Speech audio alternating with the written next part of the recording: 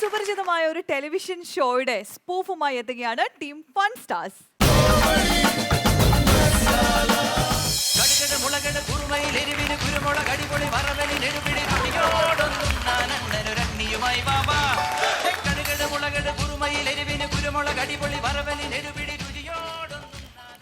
നമസ്കാരം, ഞാൻ ആര്യ.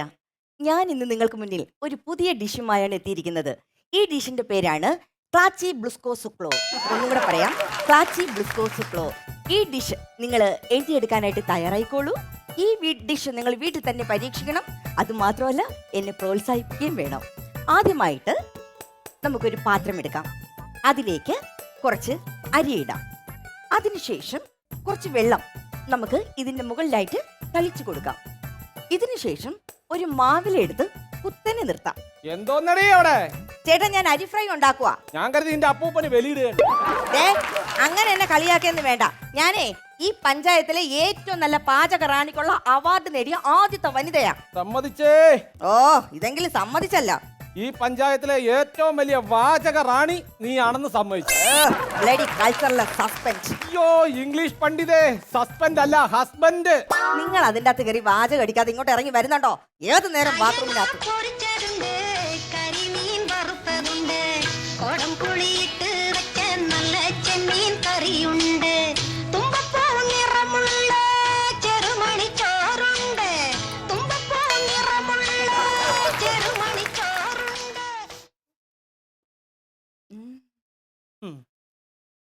കൊള്ളാമോ ചേട്ടാ എന്റെ മട്ടൻ ഉലർത്തിയത്? ഇതൊന്നും ഉണ്ടാക്കി കഴിക്കരുത്. നമ്മള് പറമ്പിലിറങ്ങി ചാമ്പയ്ക്ക, പേരയ്ക്ക, മാങ്ങ, ഓമയ്ക്ക എന്നിവ വേണം കഴിക്കാൻ. അങ്ങനെ ശരീരത്തിനൊരു ഊർജ്ജം ഉണ്ടാകത്തുള്ളൂ. ഫ്രൂട്ട്സ്. എന്നിട്ട് വേണം ഞാൻ നിപ്പ ബാധിച്ച് അങ്ങ് മോളോട്ട് പോകുമ്പോൾ നിങ്ങൾക്ക് പുതിയ ഒരെണ്ണത്തിന് കെട്ടിക്കൊണ്ട് ഇവിടെ വരാൻ. അല്ലെങ്കിൽ നിങ്ങൾക്ക് എൻ്റെ അടുത്ത് ഒരു സ്നേഹമില്ല മനുഷ്യ. സ്നേഹമില്ലെന്ന് പറയരുത്. എനിക്ക് ഉറക്കത്തിൽ പോലും നിന്നോടുള്ള സ്നേഹം മാത്രമേ എന്റെ മനസ്സിലുള്ളൂ. ഇന്നലെ സ്വപ്നത്തിൽ ഭഗവാൻ പ്രത്യക്ഷപ്പെട്ട് എന്നോട് ചോദിച്ചു, മകനെ, എന്തു വരമാണ് നിനക്ക് വേണ്ടത്? അപ്പൊ ചേട്ടൻ എന്ത് പറഞ്ഞു? എന്റെ പൊന്നുകുടമായ ഭാര്യയെ പൊന്നുപോലെ കാത്തോണേ, എല്ലാവിധ ഐശ്വര്യങ്ങളും നൽകണേ ഭഗവാനേ. അപ്പൊ ഭഗവാൻ എന്ത് പറഞ്ഞു? കുരിശിന്റെ കാര്യമാണ് എന്നോട് പറയണ്ട, ക്രിസ്തുവിനോട് പറഞ്ഞു. എപ്പോഴും എന്നെ നിങ്ങൾ ഇങ്ങനെ തരം താഴ്ത്തിയെന്ന് വേണ്ട കേട്ടോ. തരം താഴ്ത്തുന്നു. ഞാനേ ചുമ്മാ ഇവിടെ വലിഞ്ഞു കയറി വന്ന പെണ്ണൊന്നും അല്ല. എന്റെ കയ്യിലും കഴുത്തിലും ഒക്കെ നിറച്ച് സ്വർണ്ണം ഇട്ടുകൊണ്ട് തന്നെയാണ് ഞാൻ ഈ വീട്ടിൽ കയറി വന്നത്. എടി, നിന്നെ ഭാര്യയായിട്ടാണ് ഞാൻ ഇവിടെ കൊണ്ടുവന്നത്, അല്ലാതെ ജ്വല്ലറിയുടെ പരസ്യമായിട്ടല്ല ഞാൻ എന്റെ ജീവിതത്തിലോട്ട് കൊണ്ടുവന്നത്. ചേട്ടാ ചേട്ടാ, എന്ത് പറ? നമുക്കേ നമ്മുടെ ഇടയിലേ ഒരാളും കൂടെ വേണ്ടേ?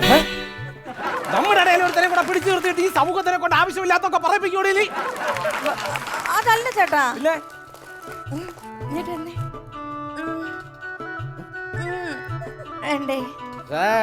സംഭവം മനസ്സിലായി. നിന്റെ വയറനാങ്ങളെ ഇവിടെ കൊണ്ടുവന്ന് ഈ ഇരിക്കുന്ന സാധനം മൊത്തം തീറ്റിച്ച് പണ്ടാര വടങ്ങാൻ വേണ്ടിട്ടല്ലേ നിന്റെ ഉള്ളിലിരിപ്പ്? അതല്ല ചേട്ടാ. പിന്നെ അമ്മ അമ്മ എന്ന് വിളിക്കാൻ ഒരാള് വേണ്ടേ ചേട്ടാ? കഴിഞ്ഞ 3 വീട്ടിൽ നിന്ന് താമസം മാറിയത് പാണ്ടിക്കാൻ അണ്ണാച്ചിമാരുടെ രാവിലെ അമ്മ അമ്മ എന്നുള്ള നിലവിളി കൊണ്ടാണ്. അതൊരു അണ്ണാച്ചിയെ ഞാൻ ഇവിടെ കയറ്റത്തില്ല, ഇവിടെ ബ്ലേഡിൽ നിന്ന് എടുക്കാൻ പറ്റത്തുമില്ല ചേട്ടാ. അതല്ല ചേട്ടാ. പിന്നെ എന്ത് ചേട്ടാ? കുഞ്ഞി കാല് കാണണ്ടേന്ന്. നിന്റെ ഭക്ഷണം കഴിച്ചിട്ട് ഒരു ദിവസമെങ്കിലും മനസമാധാനമായിട്ട് വീടിന്റെ ഉള്ളിൽ കിടന്നുറങ്ങിയാലല്ല ഈ പറഞ്ഞ കാലുകളൊക്കെ ഉണ്ടാവാൻ പറ്റൂ. എന്ത് പറഞ്ഞാലും ഒരു ന്യായീകരണം തന്നെ ഈ മനുഷ്യന്. ചേട്ടാ, അതൊന്നും പറഞ്ഞിട്ട് കാര്യമില്ല. നമ്മുടെ കുടുംബം കഞ്ഞിയാ. നിന്റെ കുടുംബം കഞ്ഞി, എന്റെ കുടുംബം ബിരിയാണി. അയ്യോ ചേട്ടാ, അതല്ല. ഈ കുടുംബം എന്നൊക്കെ പറയുമ്പോ ഒരു കഞ്ഞി പോലെയാണ്. ഈ കഞ്ഞിക്കകത്ത് ഒരു പാത്രത്തിനകത്ത് കഞ്ഞി ഇടുമ്പം ആ കഞ്ഞിക്കകത്ത് കിടക്കുന്ന അരിയാണ് പുരുഷൻ. ഈ കഞ്ഞിക്ക് സ്വാദ് പകരാൻ ഉപയോഗിക്കുന്ന ഉപ്പാണ് സ്ത്രീ. സംഭവം ശരി തന്നെ. പക്ഷെ ഈ അരിക്ക് തുല്യം ഉപ്പ് വരുമ്പോഴാണ് കുടുംബം മൊത്തത്തിൽ കോഞ്ഞാട്ടയായി പോകുന്നത്. അയ്യോ, കുടുംബത്തിന്റെ കുറ്റം പറഞ്ഞോണ്ട് നിന്നോ. ഇന്നേ ഒരു സ്പെഷ്യൽ സ്ക്വാഡ് വരുന്നുണ്ട് എന്റെ വീട്ടില്. എന്തിന്? എന്നെ വൈറലാക്കാൻ. അതല്ല ചേട്ടാ, ഈ സ്പെഷ്യൽ സ്ക്വാഡ് ചാനലിൽ നിന്ന് ഒരു പയ്യ ഇവിടെ വരും. ഒരു അണ്ടർവെയർ നിതീഷ്. ഇംഗ്ലീഷ് പണ്ഡിതേ, അണ്ടർവെയർ നിതീഷ് അല്ല, ആങ്കർ നിതീഷ്. ആ പയ്യൻ വന്ന് എന്റെ ഡിഷസ് ഒക്കെ ഇന്ന് വന്ന് ഇവിടെ വന്ന് അവൻ നോക്കി എന്നെ യൂട്യൂബിലും ഫേസ്ബുക്കിലും എല്ലാം എന്നെ വൈറലാക്കും ചേട്ടാ. വൈറലാക്കിക്കോ, പക്ഷെ അവനെ വൈറലാക്കി വിടരുത് ചേട്ടാ. കുറച്ചൊന്ന് നോക്കിയേ. അത് വേണ്ട, അത് വേണ്ട, അത് വേണ്ട. നോക്കിയേ. അയ്യോ, ഇത് അപ്പഴേക്ക് വെച്ചാറാ. ഞാൻ വിചാരിച്ച അമ്പലത്തിലെ പ്രസാദമാണെന്ന്. എന്നാടി നീ കാണിച്ചു കൂട്ടുന്നേ? ചേട്ടാ ചേട്ടാ, ഇതൊന്ന് ടേസ്റ്റ് ചെയ്ത് നോക്കേട്ടാ. നിക്ക് നിക്ക് നിക്ക്. ബാത്റൂമിൽ ഒഴിവുണ്ടോ? അയ്യോ, ബാത്റൂമിൽ ഒഴിവില്ല, റിസ്ക് എടുക്കണ്ട. ഞാൻ പുറത്തു പോയി എന്തെങ്കിലും നല്ല ആഹാരം കഴിച്ചോളാം. എന്റെ പൊന്നെ, നിന്റെ ആഹാരം കഴിച്ച് ജീവിതം പാഴാക്കാൻ എനിക്ക് വയ്യ. ഒന്ന് മാറി നിന്റെ അടുത്തൂടെ പോയി തന്നെ വയറിളകും. പിന്നൊരു കാര്യം, ആങ്കർ വന്ന് എന്തെങ്കിലും അത്യാഹിതം സംഭവിച്ചാൽ എന്നെ വിളിക്കരുത്, 108 വിളിക്കണം. കണ്ടോ അമ്മ, കണ്ടോ ചേച്ചി, നമ്മൾ എന്ത് കഷ്ടപ്പെട്ടാണ് ഇവിടെ ആഹാരങ്ങൾ ഉണ്ടാക്കി വെച്ചിരിക്കുന്നത്. എന്നിട്ട് നമ്മുടെ ഭർത്താക്കന്മാര് വീട്ടിൽ നിന്ന് ഒരു ആഹാരം കഴിക്കൂല, നേരെ പോകും ഹോട്ടലിൽ പോയി മായം കലർന്നത്, പിന്നെ അജിനമോട്ട കലർന്നത്, ഇതൊക്കെ വലിച്ചു വരി കയറ്റും. എന്നിട്ടോ വീട്ടിൽ വന്നിട്ട് വയറുവേദന സൂപ്പർ എന്ന് പറഞ്ഞിട്ടാ വീട്ടിൽ വരുന്നത്. നമ്മൾ എന്തിനു ചേച്ചി ഇങ്ങനെ കഷ്ടപ്പെട്ട ആഹാരം ഉണ്ടാക്കുന്നത് ഇത്രയും ടേസ്റ്റി ആയിട്ട്? അയ്യോ, എന്റെ മട്ടൻ കറിക്കുള്ള ആൾ റെഡിയായി തോന്നുന്നു.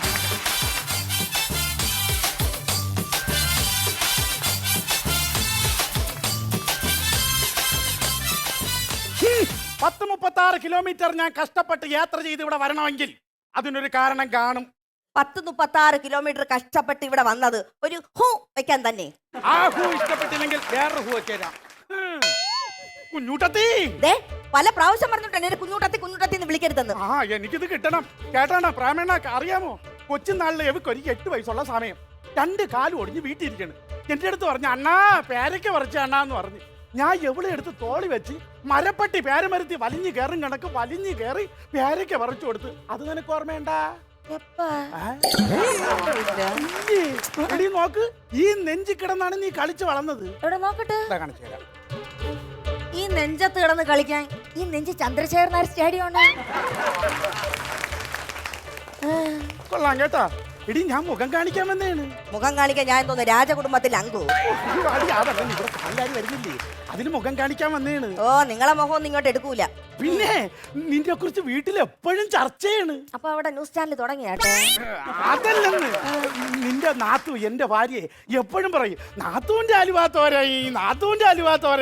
പിള്ളേര് എപ്പോഴും പറയും മാമിയുടെ അലുവാത്തോരം വേണം, മാമിയുടെ അലുവാത്തോരം വേണം.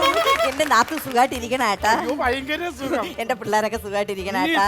എന്റെ ഭഗവാനെ, എന്റെ നാത്തൂന് ഒരു അസുഖവും വരുത്തല്ലേ. എടി പിന്നെ നമ്മളെ സുമേഷില്ലേടി, സുമേഷിന്റെ കൊച്ചിന്റെ നൂല് കെട്ടി. എനിക്കറിയാലോ നാട്ടുകാരെല്ലാം കൂടെ ഒരുപാട് പേര് വരുമെന്ന്. അങ്ങനെ 10,000-2000 പേര് വരുമെന്നുള്ള സിറ്റുവേഷൻ എത്തിയപ്പം അവന്റെ ഒരു പിടുത്തം പാചകത്തിന് നീ മതിയെന്ന്. കണ്ടാണ് എന്റെ പാചകത്തിന്റെ വില, കണ്ടാ അമ്മ, എന്റെ പാചകത്തിന്റെ വില കണ്ടാ? ആർക്കും ഒരു മതിപ്പുമില്ല. പിന്നെ എന്നിട്ട് എന്തെന്നറിയാമോ സംഭവം?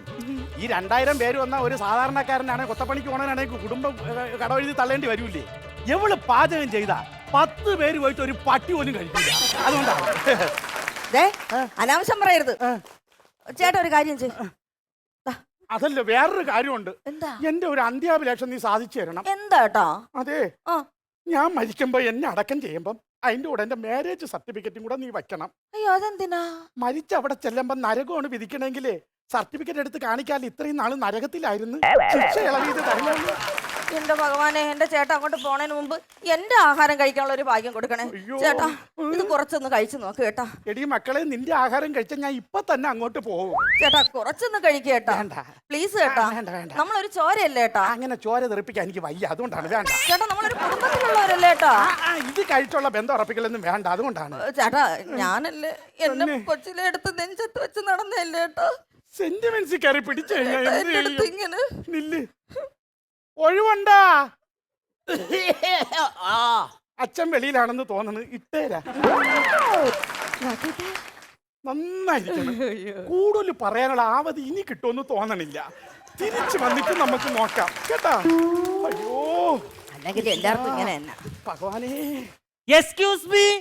അയ്യോ ചാനലിൽ നിന്ന് നിതീഷ് വന്നെന്ന് തോന്നുന്നു. എന്റെ ഭഗവാനേ,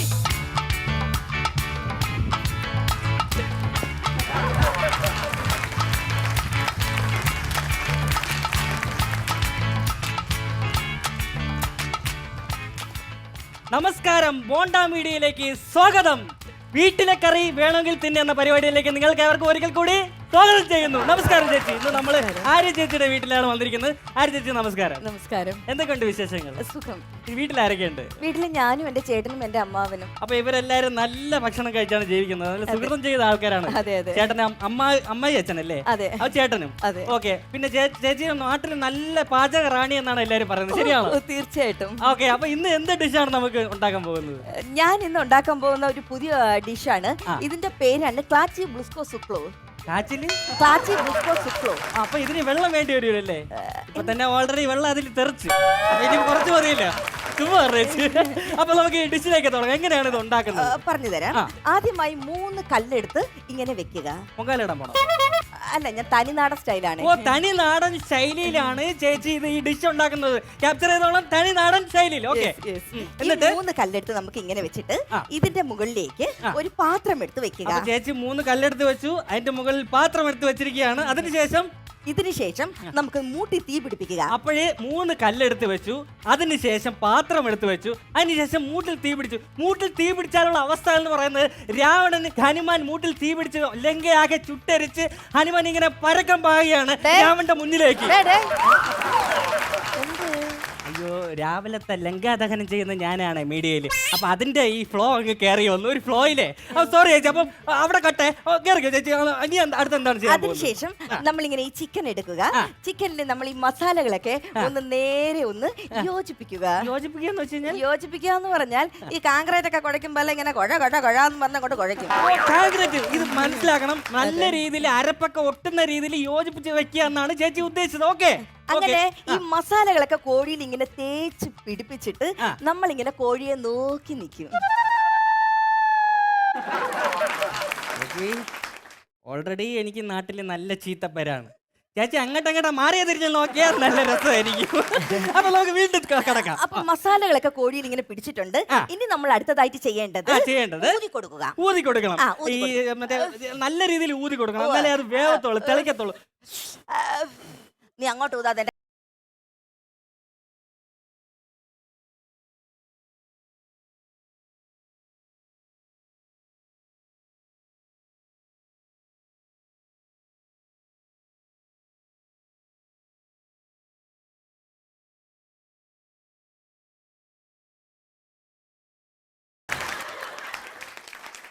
ചേട്ടൻ ചേട്ടാ അവിടെ നോക്കിക്കൊണ്ടിരിക്കണം. ഇങ്ങോട്ട് കയറി വാ.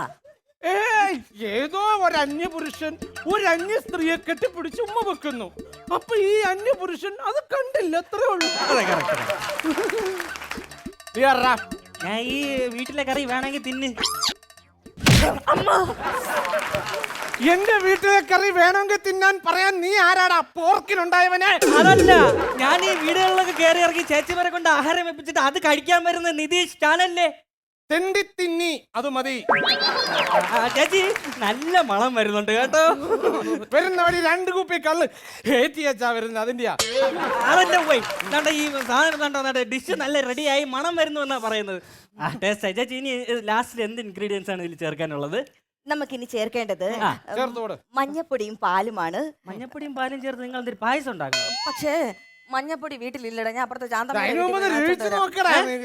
അല്ല, രുചി നോക്കാൻ വരട്ടെ. ഇനി കുറച്ചും കൂടെ ഉണ്ടല്ലോ പരിപാടി. മഞ്ഞപ്പൊടിയും കൂടെ ചേർക്കാനുണ്ടല്ലേ? അപ്പൊ ചേച്ചി ശാന്തമ്മയുടെ വീട്ടിലെ മഞ്ഞപ്പൊടി വാങ്ങാൻ പോവുകയാണ്. അതുവരെ ഒരു ഷോർട്ട് ബ്രേക്ക്. അടുക്കളപ്പണ പട്ടിക്ക് ചോറ് ഇറങ്ങി വെച്ചിട്ടുണ്ട്. അടുത്ത് തിന്നക്കല്ലടാ മോനെ.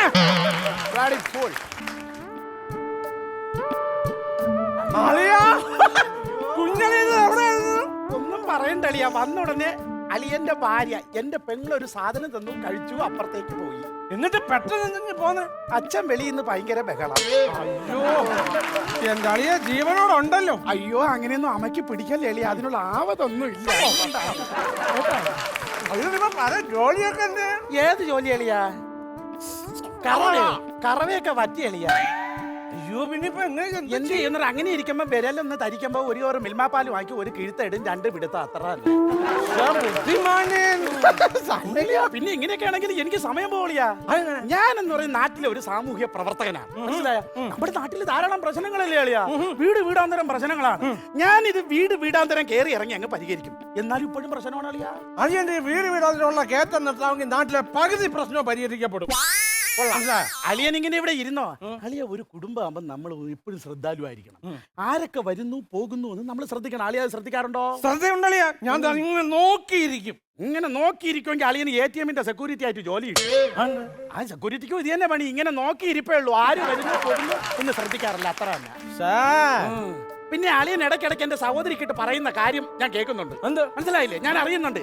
ഞാൻ പറഞ്ഞുതരാം. അതായത് എന്റെ പെങ്ങളെയാണ് കല്യാണം കഴിച്ചു കൊടുത്തേക്കണത്. അന്തസ്സായിട്ട് കല്യാണം നടത്തി കൊടുത്ത്. അമ്മച്ചി, നമ്മളിപ്പം പണ്ടൊക്കെ കല്യാണത്തിന് മറുവീടിന് പോകുമല്ലേ? മറുവീടിന് പോകുമ്പോ എന്തരാണ് കൊടുക്കണത്? എന്തരാണ് കൊടുക്കണം? മറുവീടിന് ചെല്ലുമ്പോ എന്തെങ്കിലും കൊണ്ട് കൊടുക്കും ചെറുക്കൻ? അലമാര, മുറുക്ക്, കപ്പക്കൊല, പിന്നെ അലുവ. ബെസ്റ്റ് അമ്മച്ചിയാണ്. അലുവയും മുറുക്കും കപ്പക്കലയും കൊടുത്ത് അപ്പൂപ്പനെ അങ്ങ് പറ്റിച്ചു. ഒരു സൈക്കിള് അന്ന് വാങ്ങിച്ചു കൊടുക്കാൻ പറ്റിയില്ല. കൊള്ളാം കേട്ടാ. എന്നാ ഞാൻ കൊടുത്തത് അണ്ണാ ഫ്രിഡ്ജ്. അടിപൊളി ഫ്രിഡ്ജ്. ചോദിച്ചോ.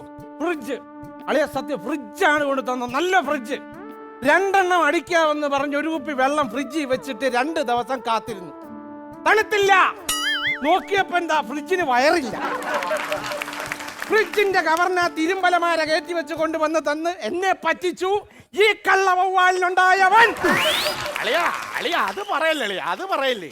അളിയ മറുവീടിൽ വരുമ്പോ ഞങ്ങൾക്ക് എന്തൊരു തരുമെന്ന് പറഞ്ഞ്? ബിരിയാണി തന്നെ.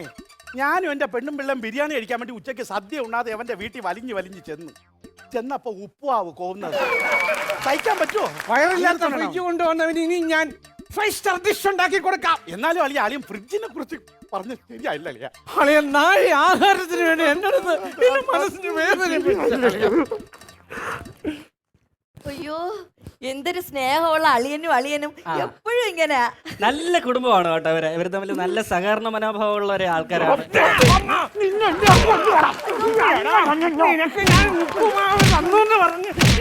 എങ്ങാണ്ട് കിടന്നൊരു വവ്വാലിനുണ്ടായ പെണ്ണിനെ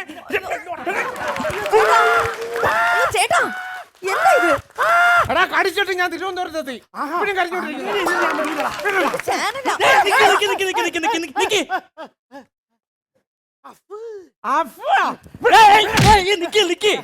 ഇതൊരു പ്രോഗ്രാമാണ്, ഷൂട്ട് ചെയ്തോണ്ടിരിക്കുന്നത് 2 സൈഡിൽ നിന്നും. നിങ്ങളെ ചാനലിൽ കാണിക്കാനുള്ളതാ. നിങ്ങൾ ഇങ്ങനെ അടി കൂടിക്കൊണ്ടിരുന്ന ഇവിടെ കാര്യങ്ങൾ നടക്കില്ല. അപ്പൊ നമുക്ക് ഈ ഡിഷിലേക്ക് പോകാം. മൂക്കിന് താഴെ ഊഞ്ഞാലിട്ടവനെ പറയാനുള്ള പറയടാ. ഇല്ലല്ല, ഞാൻ പറഞ്ഞിരുന്നു ചേച്ചി. അപ്പൊ നമുക്ക് ഈ ഡിഷിലേക്ക് ലാസ്റ്റില് നല്ല മണം വരുന്നുണ്ട്. അപ്പൊ നമുക്കൊന്ന് ടേസ്റ്റ് ചെയ്ത് നോക്കാൻ സമയം തോന്നുന്നു. ഡിഷസ് എല്ലാം റെഡി ആയിട്ടുണ്ട്. ഇനി ഒരു നാരങ്ങ പിഴിഞ്ഞൊഴിക്കണമായിരുന്നു. നാരങ്ങ പിഴിഞ്ഞോ? നാരങ്ങ എന്ന് പറയുന്നത് സിട്രിക് ആസിഡ് അല്ലേ? മലയാളത്തിൽ പറഞ്ഞാവേ. സിട്രിക് ആസിഡ് എന്ന് പറഞ്ഞാൽ നാരങ്ങ നീരില്ല, അതിന്റെ എസൻസ് വേണം. അപ്പൊ അത് എസൻസ് വേണം. ഓ, പറയണ്ടേ ഇതൊക്കെ? ചേട്ടനിലുണ്ടോ? ചെറിയ പാചകക്കാരനൊക്കെ ആണല്ലേ, ഇതൊക്കെ നേരത്തെ പറയണ്ടേ? അപ്പൊ ഞാൻ തന്നെ ഇട്ടോട്ടെ. നിങ്ങൾ രണ്ടുപേരും ചേട്ടാ ഒന്ന് ഇടണേ. ചേച്ചി ഒന്ന് ഇളക്കിക്കോളൂ. വെന്ത് തിളച്ച് നല്ല മണം വരുന്നുണ്ട്. നല്ല സ്വാദേറിയ ചേച്ചിയുടെ പുതിയ വിഭവമാണ്. അപ്പൊ നമുക്ക് കഴിച്ചു നോക്കാനായിട്ട് നാവില് വെള്ള ഊറി വരികയാണ്. അപ്പൊ നമുക്ക് എന്തായാലും ഇതൊന്ന് കഴിച്ചു നോക്കാമല്ലോ. നമുക്ക് കഴിച്ചു നോക്കാം. ഓക്കെ ഓക്കെ ഓക്കെ, കഴിച്ചു.